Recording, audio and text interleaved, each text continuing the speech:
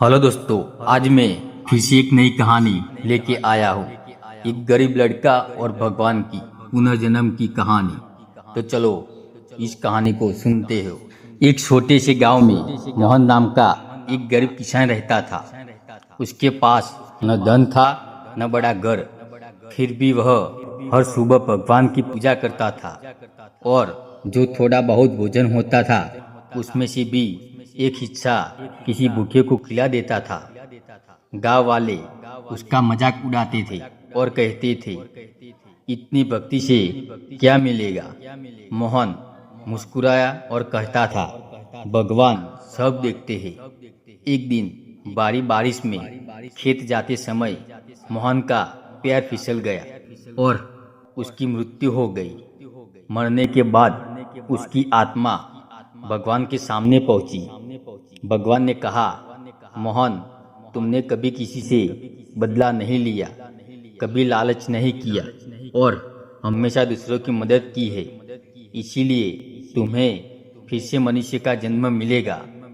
कुछ वर्षों बाद उसी गांव में एक छप्पन परिवार में एक बालक का जन्म हुआ। उसका नाम आर्यन रखा गया था। बचपन से ही उसे गरीबों की मदद करना अच्छा लगता था। मंदिर जाते ही उसकी आंखों में आंसू आ जाते थे, जैसे उसका भगवान से कोई पुराना रिश्ता हो। एक दिन उसने गांव के उसी पुराने मंदिर को देखा जहां पिछले जन्म में मोहन पूजा किया करता था। मंदिर में कदम रखते ही उसे अपने पिछले जन्म की धुंधली यादें आने लगी। उसे समझ आ गया था कि धन नहीं बल्कि अच्छे कर्म ही सबसे बड़ा धन है। उसने अपनी सारी संपत्ति का एक बड़ा हिस्सा गरीबों, अनाथ बच्चों और बीमार लोगों की सेवा में लगा दिया।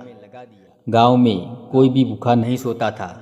उस रात भगवान उसके सपने में आए और बोले, मोहन, इस जन्म में भी तुमने वही किया है जो एक सच्चा भक्त करता है। याद रखो, पुनर्जन्म शरीर का होता है, लेकिन अच्छे कर्म आत्मा के साथ हमेशा चलता है। सुबह उठकर आर्यन ने प्रण लिया कि वह जीवन भर सेवा और सच्चाई के मार्ग पर चलेगा। भगवान धन नहीं, मन की सच्चाई और अच्छे कर्म देखते हैं। जो दूसरों की निस्वार्थ सेवा करता है उसका हर जन्म सफल हो जाता है। तो दोस्तों, ऐसे ही अनोखी कहानी, रहस्यमय कहानी सुनने के लिए मेरी चैनल को लाइक और शेयर और सब्सक्राइब जरूर कर लीजिए। राधे राधे।